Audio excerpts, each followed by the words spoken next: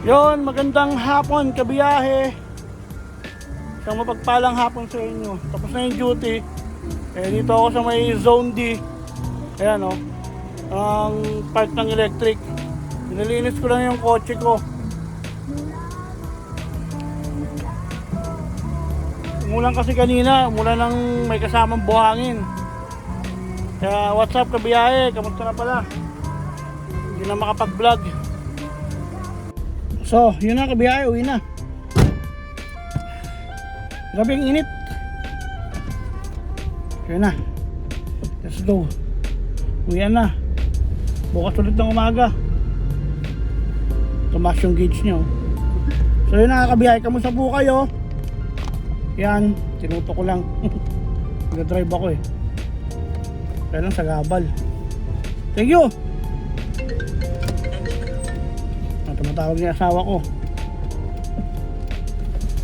Ayun na, sakto ko. So yun nga kabiyahe, may isang dumating galing ng Pilipinas sa Sunway, napaalis na din. Ayan. Nabigsan na natin. Ang oras na rito kabiyahe sa 6:40 ng hapon. Yan, maliwanag. Kaya lang kanina umulan, kaya nilinis ko to. Umulan ng ano, umulan ng may kasamang alikabok kasi sunstorm eh. Kaya yan, change climate na nga. So yun nakakabiyahe. May dumating, may napapalis na rin yung Sunway kahit papaano. Hindi dahil sa hinayupak na ano na yun eh, na Santos na yun eh. Hindi sana na pending yung mga, kasi yung mga ibang Pilipino titigas din ng ulo eh. Nakikinig pa sa mga ano eh, sa mga ibang Pilipino na maganda raw sa Poland, sumisibat yan. Yan, kaya kita mo ngayon yung mga ano, mga nasa Poland, tulad ng kasamahan ko, nasa Barin, si Ruel, o nasa Pilipinas na ngayon, hindi nakinig eh. Sumama sa Poland, tumakas eh. O ngayon, nagpa-biometrics daw sila, yun ang kwento, nung pagka-biometrics daw, ayun, nakatimbre sila sa Poland eh. Nahuli, dalawa sila, pinauwi ng Pilipinas, deport. Tapos yung iba ngayon, hindi makakapapil yun kasi hindi sila pwede mag-biometrics. Pag nag-biometrics sila, bingo sila. Pauwi din sila ng Pilipinas. Bakas yung number ha. Putik na yan. Ang init eh. Naka-jacket. Kaya, dapat talaga, pag nandito na, tulad ng mga yan, ha, sa mga ano lang, advice ko lang ha, sa mga papunta rito na galing ng Pilipinas, tsagain nyo, wag muna kayo maghangad ng ano, ng malaking sweldo kaagad kasi yung iba naiinip eh, matagal nga maghihintay eh, kasi matagal nga antag. Pero tsagain nyo, kita mo yung mga bagong driver ngayon no?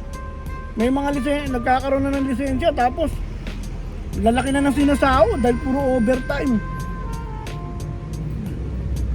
Magtsatsaga sila eh. Yung iba kasi, ang ugali kasi ng mga Pilipino, ano, masyadong gusto, malaki kagad yung sahod. Akala nila kung mo Europe eh. Siyempre nadaan ka muna sa hirap, hindi basta-basta. Tama nga lang yung si Poging Bagsik eh. Sinerminate ng kumpanya dahil hindi nakapasa sa CPC. Pinayuhan nga namin. Gusto niya raw bumalik dito sa Poland kahit daw mag-ano siya. Sabi ko kung may international license ka, pwede ka naman mag-e-cabs. Tapos mag-exam ka na lang ulit. Yun ang sinabi namin sa kanya. Kaya ako medyo good news kabiyahe, pinalad na. Basta hindi ko na sabihin na ano, yung next journey ko.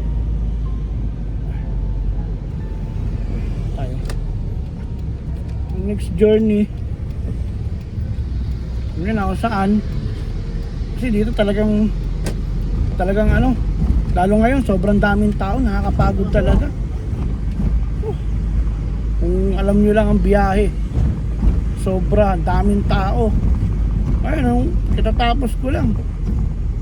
Laging standing yung mga pasahero, tapos mga turista. Pag ang turista pasahero talaga, yung bus mo, ang bilis mapuno. Kasi hindi sila nag-aano eh. Hindi sila sumisiksik sa loob eh. Kaya yung mga darating, advice ko lang talaga sa inyo, tsagain nyo lang. Kanina nakita ko na yung dumating si sir kaso hindi ko alam ang pangalan Kaya sabi ko sa kanya, sir, tsagain mo lang sir. Basta makakuha ka lang ng sandata rito ng lisensya. Kung gusto mong lumipat, lipat ka. Pero yung iba gusto na rin naman dito Kaya lang kasi ako, syempre, running for 5 years na ako, talagang pagod na rin. Pagod na sa sa pasahero. Hindi mo nakakapagod yung trabaho. Ang nakakapagod yung nakakapagod yung pasahero, lalo na yung mga lokal dito, mga bastos. Talagang hindi manakbo ng sakyan ko kasi ang linis Yan lang, problema yung parking. Dito na tayo. Dito na nakatira walang bakante. Sana dito meron. Sa gabi naabutan ko rito. Ayun!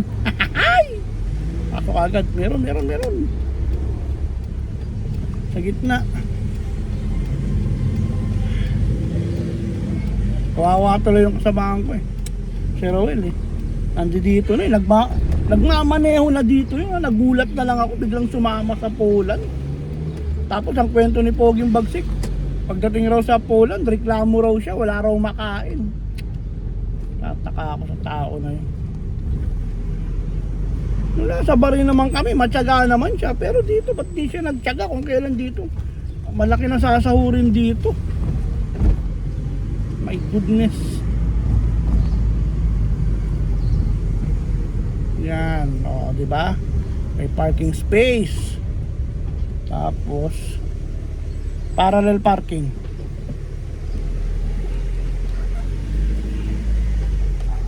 Diba? Tumatama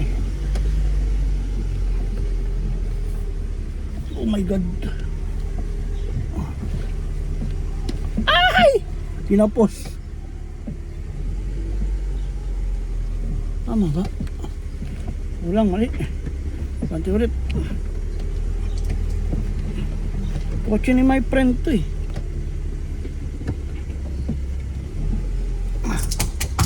Ano ba yun? Putik na yun. Ano yun?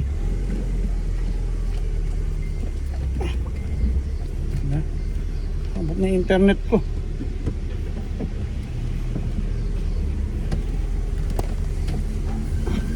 Bigat kasi naman nobela nito. Di ba? Sakto. Parallel parking. Alright.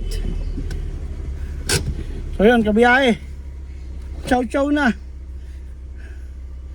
Sobrang init. Kaya sa mga advice ko lang sa mga darating, saludo ko sa inyo. Ciao.